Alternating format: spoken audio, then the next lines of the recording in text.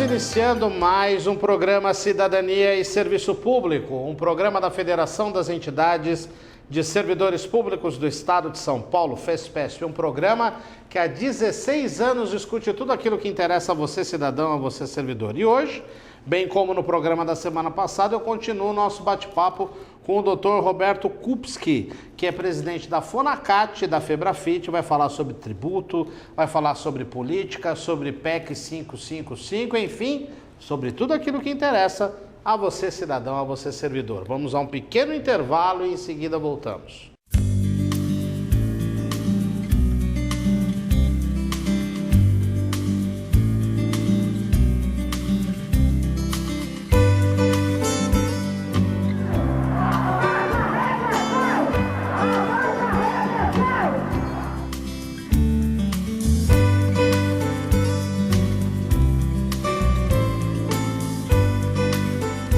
Estamos pedindo aquilo que nos é de direito.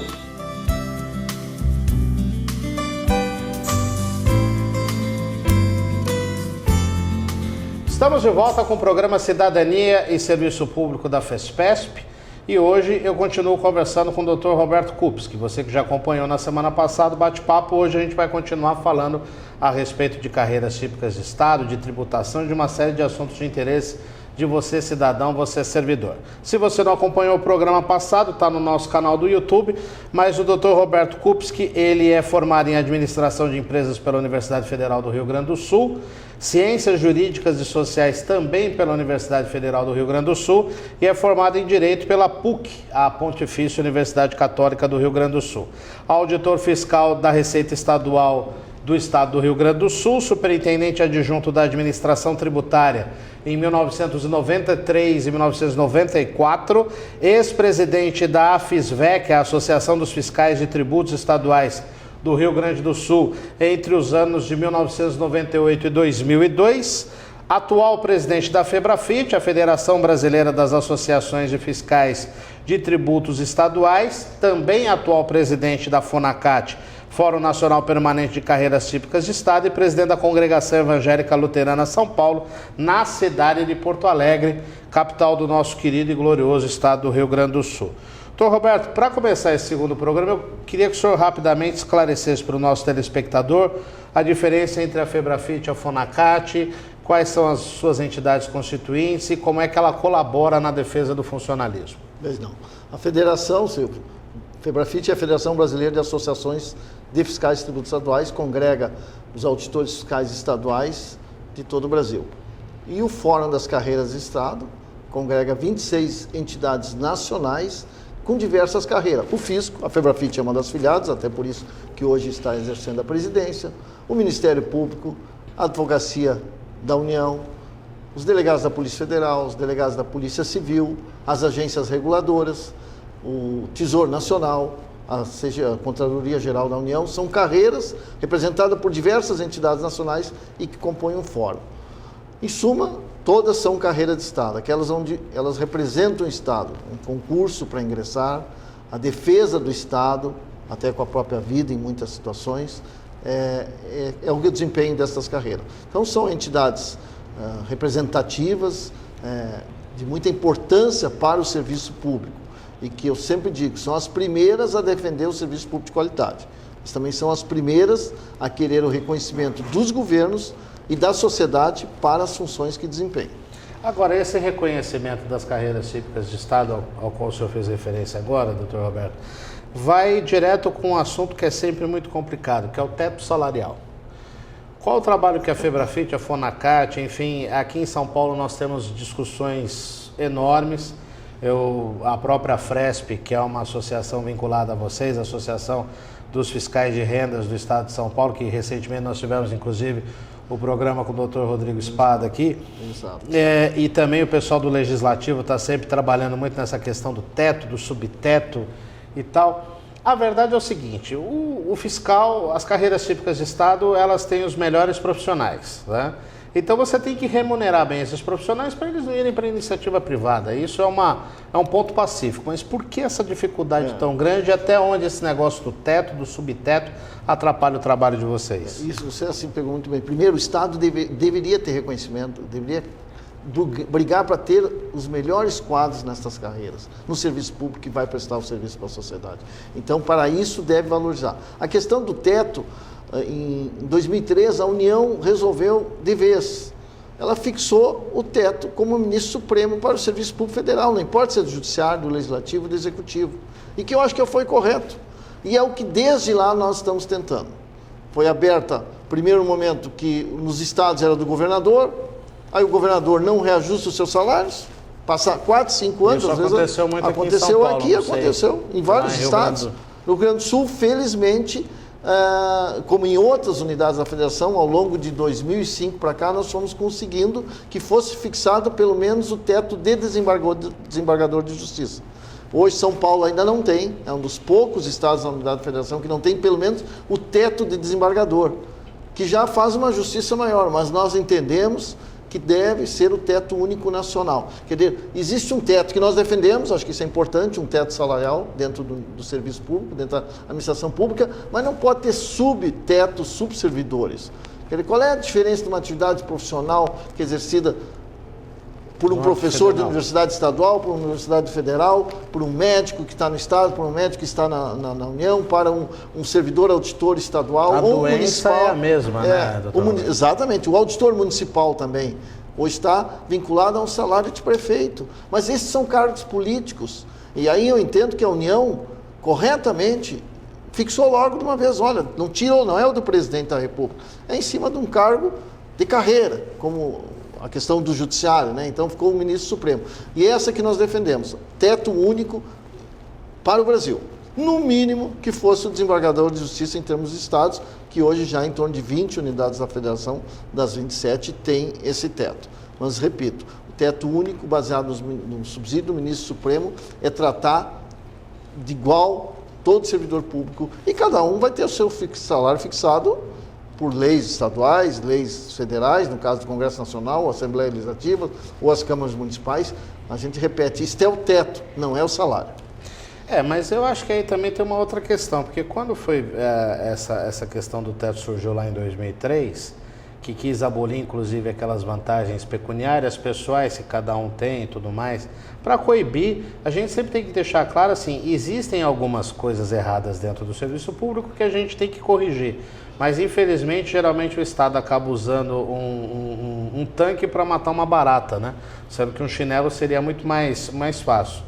E a gente percebe que em determinados setores, por exemplo, isso hoje com o portal da transparência aparece. Por exemplo, no estado de São Paulo, os desembargadores aqui do Tribunal de Justiça do Estado de São Paulo, eles ganham todos acima do teto do Supremo Tribunal Federal, nas vantagens pecuniárias. Está lá, não sou eu que estou falando, qualquer um que acessar lá o portal da transparência do Tribunal de Justiça de São Paulo vai ver lá o salário do presidente, do vice-presidente, do corregedor. Quer dizer, então acaba para alguns que são mais iguais do que os outros, existe essas variáveis. E para quem trabalha efetivamente, às vezes não tem, né, doutor Roberto? Eu até reconheço que também trabalho, o judiciário trabalha muito, Sim. O judiciário trabalha muito, tem muita responsabilidade. Eu acho que uma questão de que começam a buscar soluções para retirar do valor do teto, os governos mesmo são os responsáveis, são os culpados, porque na realidade congelam. Não adianta você começar um teto fixado e depois não corrigi-lo.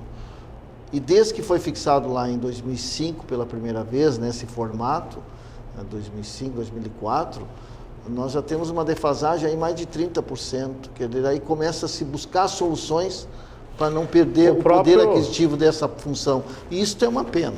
Então, o próprio auxílio moradia que o CNJ concedeu aí é uma dessas... É uma forma, na realidade, não pode uma carreira como a do judiciário, de um juiz, de um desembargador, de servidores da justiça que fazem aquele trabalho tão importante, né, para uma democracia, uma carreira de auditor, ficar ao bel prazer de uma vontade política no seu salário. Nós tivemos um governador que ingressou e fez até campanha com isto, dizendo que tinha reduzido o seu salário pela metade. Bom, se ele quiser abrir mão do salário dele, é um direito dele. Agora não pode, em consequência, levar inúmeras carreiras como as nossas de rondão.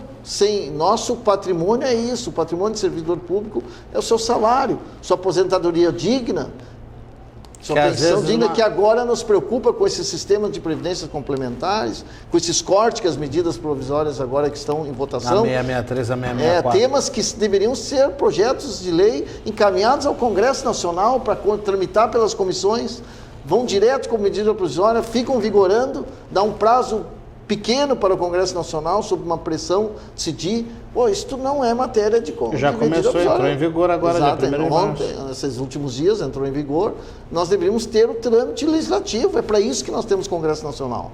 Bom, se o governo ainda tem a maioria, porque se ele quiser aprovar, agora devem ser aperfeiçoadas. Nós falamos também da contribuição de inativos, a PEC 555, que há tanto tempo se busca esta correção do inativo, que depois de aposentado continua pagando, depois como pensionista... aposentadoria para o além, né?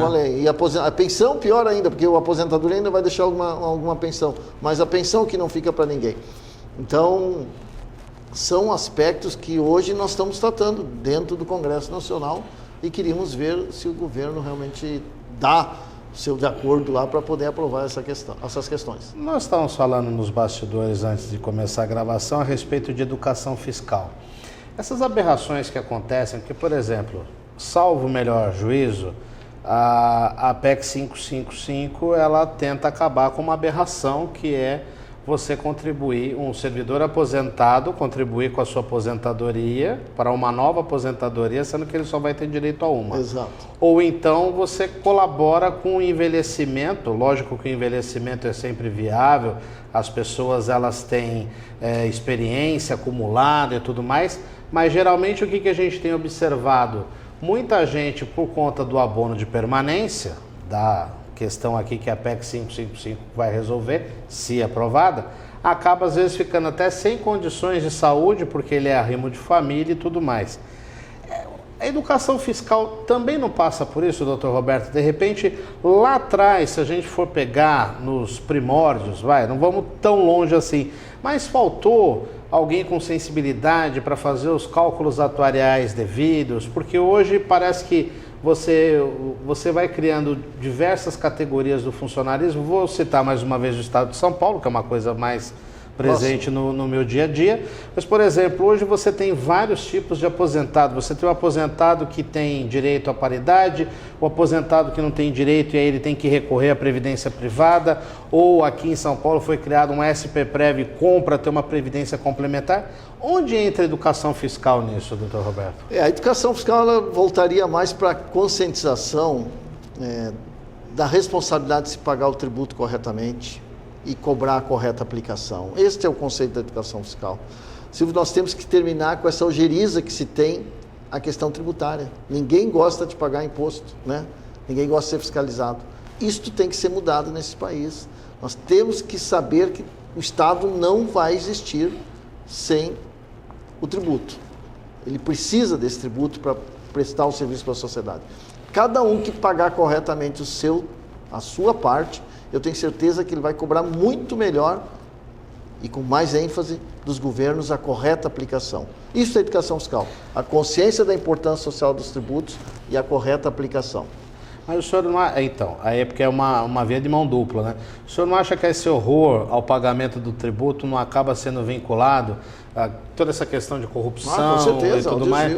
Aí, por exemplo, porque o médio e grande empregador, geralmente ele tem válvulas de escape, ele tem algumas benesses até concedidas pelo poder público, mas eu acho que normalmente o maior sonegador são pelo menos suponho eu, são os pequenos comerciantes, etc e tal, que acabam não tendo condição de arcar com uma carga tributária excessiva, violenta e acaba havendo toda essa questão de corrupção. Como é que é essa relação? Não, mas na proporção de que os grandes são os que mais realmente... Qualquer sonegação deles representa muito mais. Ah, sim, porque são sonegações bilionárias. Exatamente, né? Mas é isso que nós precisamos, não importa o tamanho, nós precisamos da conscientização. Existe tratamento diferenciado para as pequenas empresas, apesar que há uma discussão de como está sendo feito isso no Brasil, e acho que isso cabe outro programa, discutir o Simples Nacional. Eu acho que está havendo mais uma concentração de receita na União, em detrimento dos estados e municípios. Nós não somos contra simples, nós temos que simplificar o sistema tributário. A federação tem uma proposta completa que politicamente pode não ser fácil de implantar, mas ela existe, nós temos apresentado em diversos fóruns, inclusive no Congresso Nacional, onde simplifica o sistema tributário e termina um pouco essa concentração da receita tributária na União em detrimento dos estados e municípios. Então, isto nós precisamos, esta consciência como um todo, essa ojeriza que se tem contra ele. Sabe, nós temos hoje diversos projetos sendo desenvolvidos de educação fiscal no Brasil, em creches, em escolas, em universidades. A USP aqui, agora, ano passado, participou do Prêmio Nacional de Educação Fiscal, que a Federação patrocina desde 2012. Casa um pouco com a educação financeira também. Com certeza, com a educação financeira. Creche. Exatamente, correta aplicação, quer dizer, conhecer, fazer as crianças saberem o que é o dinheiro, a responsabilidade desse dinheiro. E esse prêmio a gente tem, assim, junto em parceria com a Escola de Administração Fazendária, ESAF, assim, tem visto como tem coisa bonita sendo feita para isso. A Federação mantém esse prêmio já há 3 anos, com patrocínios, alguns importantes, como o BRB, como o Petrobras, tem nos dado um apoio,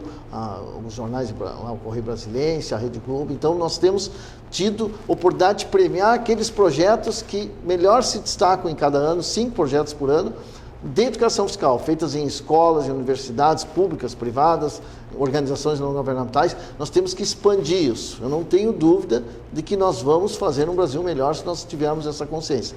Veja só o serviço público, né, que nós temos quantas carências, né, quantas coisas não se dá. Eu vou puxar um exemplo que acontece na federação, a questão da saúde, né? Quanto se gasta em saúde, né? Então, a educação fiscal, saber que, na realidade, se eu aplicar, vai dinheiro para a saúde. Nós buscamos hoje saúde fora, com quem pode, né? Busca, na realidade, sim, não no SUS. Iniciativa privada. O fisco, vou dar um exemplo, fisco estadual, nós temos 13 planos de saúde mantidos, geridos pela própria categoria. Autogestão. É um rateio de despesa. A Fresp aqui, o colega Tolói que citei, né, que faz parte da federação. A Amafresp, né? A Amafresp é um exemplo do país, e assim nós temos mais 12 em termos de Brasil, que presta um dinheiro, nós rateamos a despesa, nós estamos bacana, nós estamos desonerando o SUS ao usar o nosso recurso para bancar os colegas e familiares. Esse é um trabalho social, é um exemplo de um trabalho social que se faz uma entidade. Às vezes as pessoas não enxergam muito bem uma entidade classe, ela faz muitas vezes o trabalho que um Estado, deveria ter. Como patrão, não consegue fazer. E era isso que eu ia perguntar para o senhor, porque quando o senhor falou de educação fiscal para as creches, para as crianças, etc., a gente está cuidando de uma ponta. Mas tem a outra ponta. Como é que a gente consegue dar educação fiscal para os nossos governantes para não ter malversação dos recursos públicos? Consciência, né? Vamos ter que insistir, cobrar mais forte, tirar os que estão se desviando. Na verdade, é isso, é consciência. A criança, ela vai ter que vir crescendo, né? Não há jeito. Assim, o aluno saber que uma classe, né, quebrada, um quadro arrebentado, né? Ele está gastando dinheiro nosso que se colocou ali, tributos, né? Isto vai ajudar a cobrar corretamente do governante. E são os nossos futuros governantes, né? Nossos futuros empresários, nossos futuros governantes. Nós precisamos efetivamente dessa consciência da importância social dos impostos. Mesmo nesse momento difícil, né? Quando se fala do aumento dos impostos aqui, né? Com esse pacote do governo Dilma, a gente não pode deixar de dizer que isso é importante, ter essa consciência da importância do tributo. Se está sendo mal aplicado, está sendo carregado em cima de poucos, quando muitos não estão pagando, ou alguns que são mais abastados não estão pagando, vamos corrigir essas distorções, mas não vamos deixar o Estado sem o recurso para exercer a sua atividade social. Eu vou encerrar o programa de hoje com uma coisa que nós discutimos no nosso primeiro programa da semana passada. A gente fala, opinião geral, recorrente, de que o Brasil é o país dos impostos. Inclusive tem uma rádio aqui em São Paulo, acredito que certamente o senhor deve conhecer, que é a Rádio Jovem Pan, a Rádio Pan-Americana, que ela tem um logotom que de vez em quando tem os comentaristas de economia e política, que começa lá, Brasil, o país dos impostos. O Brasil é o país dos impostos? Tem como reduzir a carga tributária? Ou é uma coisa meio utópica, considerando que nós temos um país de dimensões continentais? Acho que nós podemos distribuir melhor essa carga tributária. Eu não acredito que seja necessário, seja importante, nesse momento, diminuir. Ela tem que diminuir, e quem sabe individualmente, de alguns que estejam pagando muito, sem prejudicar a receita. Nós temos um trabalho que trata sobre os mitos e verdades da carga tributária no país. Ele é muito interessante. Nós vamos ter o congresso da Febrafit agora em maio e junho em Bento Gonçalves, no Rio Grande do Sul, onde um dos painéis será esse, para desmistificar um pouco esse conceito de que, na realidade, a carga tributária é tão alta. Ela pode ser alta, eu acho ela necessária, ela está sendo, repito, mal distribuída para quem paga e muito mal aplicada em alguns aspectos, isso causa essa revolta. Mas nós temos assim, 35%, vamos colocar em número de carga tributária no Brasil. Nós temos países com 50%, claro que o serviço é muito melhor, mas quantos anos esses países estão com 50% de carga tributária? E a cobrança em cima do contribuinte é muito maior. Eu participei de um evento do Centro Interamericano de Administração Tributária, onde a figura que foi colocada de como eles tratavam o contribuinte naquele país, botaram um boneco de cabeça para baixo, sendo sacudido e caindo uma moedinha. É só assim que nós tratamos. Se ele não tiver, dito lá por esse evento onde eu participei, não tiver o recurso para pagar o salário, não importa, o tributo vem primeiro, porque o Estado deve atender a todos. Então, nesse congresso, como eu repito aqui, que nós vamos fazer o painel desses mitos da carga tributária. Desses 35% da carga tributária no Brasil, em torno de 15%, quer dizer, quase a metade, é distribuído, volta, que não é em serviço. Bolsas, aposentadorias, né? Quer dizer, é um recurso que volta para as pessoas. Afora, em torno de 5% ou um pouco mais, que vai para o sistema financeiro, com pagamento de dívidas e juros. Praticamente dos 35% da carga tributária que voltam em serviços, que aplicam em saúde, em estradas, passa um pouco só de 15%. O restante, de alguma forma, ou paga juro e dívida, ou volta com bolsas, aposentadorias e outros aspectos. Então, nós deveríamos examinar, comparar com outros países também esses aspectos, e te digo que não é a pior situação do Brasil. Bom, eu conversei com o Dr. Roberto Kupski nesses 2 programas da semana passada e desta semana, espero que você tenha gostado. Falamos um pouco aí sobre tributação, para entender um pouco esses meandros complicados para o cidadão comum, e vamos agora ao nosso noticiário.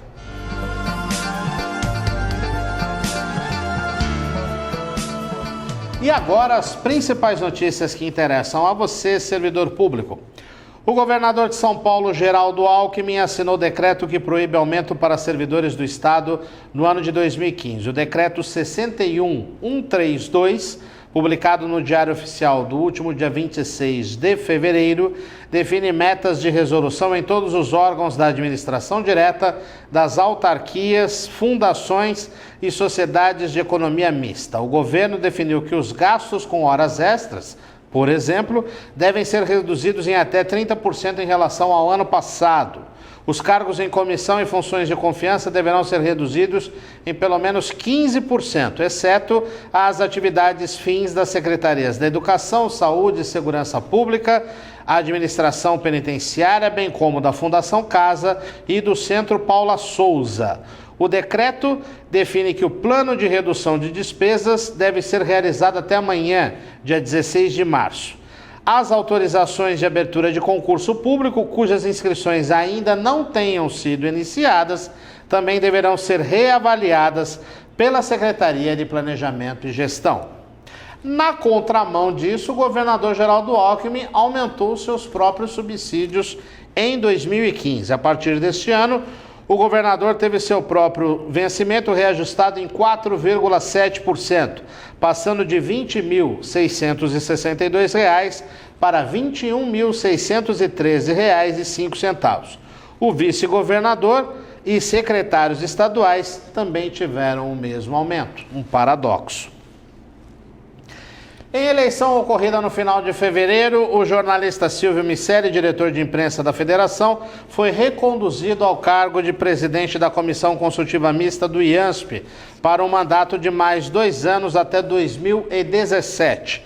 O pleito se deu por meio de chapa única. O tesoureiro da FESPESP, Guilherme Nascimento, e João Elísio Fonseca, da Associação dos Aposentados da Assembleia Legislativa do Estado de São Paulo, também vinculado à FESPESP, também compõe o grupo de trabalho eleito para mais 2 anos de mandato à frente da Comissão Consultiva Mista do IANSP, que é um colegiado de todas as entidades do funcionalismo que trabalham em prol do Instituto de Assistência Médica ao Servidor Público Estadual.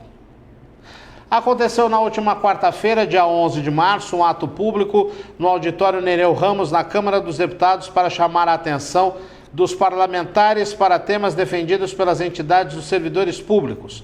A mobilização foi organizada pelo MOSAP, o Instituto Movimento dos Servidores Públicos Aposentados e Pensionistas, e pelo FONACAT, o Fórum das Carreiras Típicas de Estado. O principal tema foi a votação da PEC 555/2006, que, se aprovada, extingue de forma escalonada a contribuição previdenciária dos servidores aposentados. Entre os dias 12 e 14 de março, a Confederação Nacional dos Servidores Públicos, a CNSP, realizou seu primeiro encontro anual. O evento aconteceu na cidade do Rio de Janeiro e no mesmo encontro houve a cerimônia de posse da nova diretoria que foi eleita no ano passado para o biênio 2015-2017. Cidadania e Serviço Público há 16 anos no ar, sempre lutando por tudo aquilo que interessa a você, cidadão, a você, servidor. Para entrar em contato conosco, você liga para 11 3104 38 36, manda suas mensagens para fespesp@fespesp.org e visita o nosso site na internet no www.fespesp.org. E eu convido você para que nos acompanhe nas redes sociais, Facebook e Twitter. Basta procurar por Federação Fespesp. E o programa Cidadania e Serviço Público, você já sabe. Você pode acompanhar todos os domingos às 9 da noite, online no site da TV Aberta ou depois no nosso canal do YouTube, que você acessa pelo endereço bit.ly/TV Fespesp. E lá, por meio do nosso site, você vai estar com o programa Cidadania e Serviço Público à sua disposição para ver e rever quantas vezes quiser em qualquer lugar do mundo. Uma boa semana a todos e até o próximo programa.